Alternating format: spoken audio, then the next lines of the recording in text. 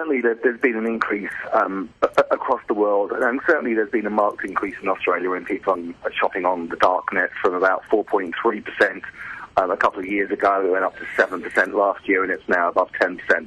So certainly among the group of people that we're contacting, it's an attractive place to go and buy drugs. So that's 10% of drug users are using the dark net? That's 10% of the people who responded to our survey. And the sorts of people who respond to our survey are people who tend to use drugs more frequently than other people. They've got a greater interest in drugs. And they also tend to set the trend. So we tend to kind of spot things before they enter into the general population.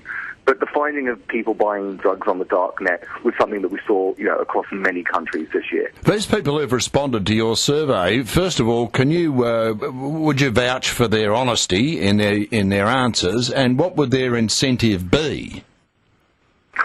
So listen, they're kind of people in there, certainly from Australia, mid-30s, well-educated, who probably spent half an hour online. They got no incentive from us. They joined part of the global drug survey community to try and add information that we then feed back to people who use drugs and communities to try and keep them safe. Everything's encrypted. There's no personalised information. There's no incentive for people to tell me lies. And I think people take part because every year we do this, we give an awful lot back to, I hope, people who use drugs, because our interest is to try and help people stay safe and make smart decisions, whether it's around alcohol, e-cigarettes or drugs. The thing is, if I was going to be such a person who wanted to buy drugs, I wouldn't know where to look.